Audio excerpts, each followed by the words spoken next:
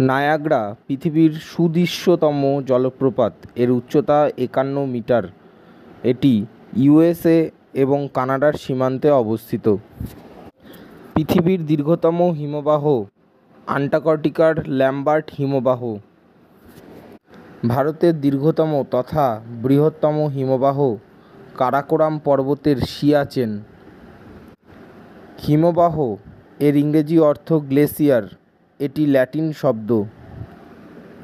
ব্রহ্মপুত্র একটি আন্তর্জাতিক নদী। শুষ্ক অঞ্চলের গিরিখাতগুলিকে ক্যানিয়ন বলে। মিসিসিপি নদীর বদ্বীপ পাখির পায়ের মতো দেখতে। ভারতের বৃহত্তম নদী মধ্যবর্তী দ্বীপ হল মাজুলি। গঙ্গা ব্রহ্মপুত্রের বদ্বীপ পৃথিবীর মধ্যে সবচেয়ে বড়।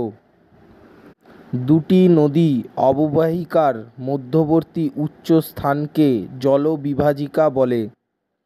গাঙ্গেয় বদ্বীপ অঞ্চলে অসংখ্য অশ্বক্ষুরাকৃতি হ্রদ দেখা যায়। মাজুলি একটি নদী দ্বীপ। পৃথিবীর বৃহত্তম নদী অববাহিকার নাম আমাজন। মন্থকূপ সৃষ্টি হয় নদীর ক্ষয়কার্যের ফলে। সমভূমি প্রবাহে নদীর আঁকাবাঁকা পথকে বলে মিয়েন্ডার। সুন্দরবন এলাকার দ্বীপ নয় এমন একটি দ্বীপ হল মাজুলি। শুষ্ক অঞ্চলের গিরিখাতকে বলে ক্যানিয়ন। একটি আন্তর্জাতিক নদী হল দানিউব। গ্র্যান্ড ক্যানিয়ন রয়েছে কলোরাডো নদীতে। পৃথিবীর গভীরতম গিরিখাত কালীগণ্ডকী নদীর অন্ধ গালচি। পৃথিবীর উচ্চতম জলপ্রপাত ভেনেজুয়েলার সাল্টো অ্যাঞ্জেল। ভারতের গঙ্গা নদীকে আদর্শ নদী বলা হয়। বায়ুমণ্ডলের সর্বোচ্চ স্তরের নাম ম্যাগনেটোস্ফিয়ার। বায়ুমণ্ডলে যে স্তরে ওজোন গ্যাসের ঘনত্ব সর্বাধিক সেটি হল স্ট্র্যাটোস্ফিয়ার। বায়ুমণ্ডলে থার্মোস্ফিয়ার স্তরে সর্বাধিক উষ্ণতা পরিলক্ষিত হয়। বায়ুমণ্ডলের যে স্তর থেকে বেতার তরঙ্গগুলি প্রতিফলিত হয় তার নাম আয়নোস্ফিয়ার। ওজোন গ্যাসের ঘনত্ব সবচেয়ে কম নিরক্ষীয় অঞ্চলে। বায়ুমণ্ডলের শীতলতম স্তর মেসোস্ফিয়ার। ওজোন গ্যাসের ঘনত্ব মাপা হয় ডপসন এককে। বায়ুমণ্ডলের এক্সোস্ফিয়ার স্তরের মধ্য দিয়ে কৃত্রিম উপগ্রহের কক্ষপথ স্থাপিত হয়েছে। এক্সোস্ফিয়ারে হিলিয়াম ও হাইড্রোজেন গ্যাসের প্রাধান্য দেখা যায়। এসি মেশিন থেকে সিএফসি অর্থাৎ ক্লোরোফ্লুরোকার্বন গ্যাস নির্গত হয়। অশান্ত মণ্ডল বলা হয় ট্রপোস্ফিয়ারকে। প্রাকৃতিক সৌর পর্দা বলা হয় বায়ুমণ্ডলের ওজোন স্তরকে। ওজোন গ্যাস সূর্যের অতিবেগুনি রশ্মিকে শোষণ করে। বায়ুর উষ্ণতা মাপক যন্ত্র থার্মোমিটার। অ্যালবেডো পরিমাপক যন্ত্র অ্যালবেডোমিটার। 0 ডিগ্রি অক্ষাংশে সূর্যরশ্মি সারা বছর লম্বভাবে পড়ে। এসি মেশিন এবং ফ্রিজ থেকে ক্লোরোফ্লুরোকার্বন অর্থাৎ সিএফসি গ্যাস নির্গত হয়। বায়ুমণ্ডল সর্বাধিক উত্তপ্ত হয় বিকিরণ পদ্ধতিতে। বিকিরণ পদ্ধতিতে সূর্যরশ্মি থেকে তাপ পৃথিবীতে আসে। সেলসিয়াস স্কেলে জলের হিমাঙ্ক 0 ডিগ্রি সেলসিয়াস। পচা জৈব আবর্জনা থেকে সৃষ্ট গ্রিনহাউস গ্যাসটি হল মিথেন, যার সংকেত CH4। এল নিনো কথার অর্থ শিশু খ্রিস্ট। লা নিনা শব্দের অর্থ ছোট্ট বালিকা। বায়ুর চাপ পরিমাপের একক মিলিবার। বায়ুর গতিবেগ মাপক যন্ত্র অ্যানিমোমিটার। বায়ুর চাপ মাপক যন্ত্র ব্যারোমিটার। ব্যারোমিটার যন্ত্রের আবিষ্কারক টরিসেলি 1643 খ্রিস্টাব্দে। এল নিনোর আবির্ভাব হয় প্রশান্ত মহাসাগরে। সূর্য থেকে যে পরিমাণ তাপশক্তি পৃথিবীতে আসে তাকে বলা হয় ইনসোলেশন। বায়ু প্রবাহের দিক নির্ণয় করার যন্ত্রের নাম বাত পতাকা। সমুদ্রবায়ু ও স্থলবায়ুর বৃহৎ সংস্করণকে বলা হয় মৌসুমী বায়ু।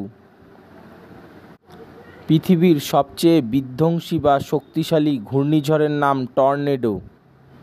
ক্যারিবিয়ান উপসাগরে ক্রান্তীয় ঘূর্ণবাত হ্যারিকেন নামে পরিচিত। স্থল বায়ু প্রবাহিত হয় রাতের বেলা। চীন সাগরে বিধ্বংসী ঝড়কে বলা হয় টাইফুন।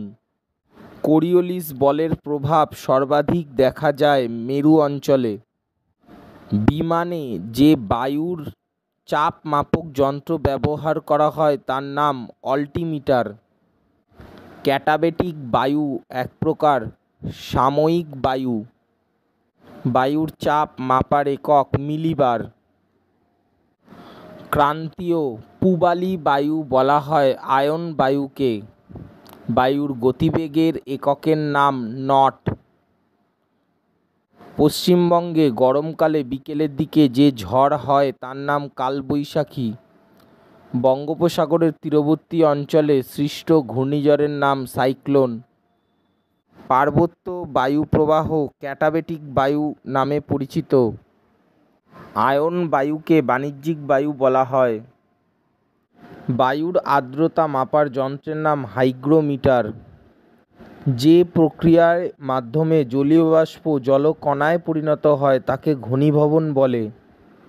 সমুদ্র স্রোত সৃষ্টির প্রধান কারণ হল নিয়ত বায়ুপ্রবাহ। দুটি মুখ্য জোয়ার বা দুটি গৌণ জোয়ারের মধ্যে সময়ের ব্যবধান 24 ঘন্টা 52 মিনিট।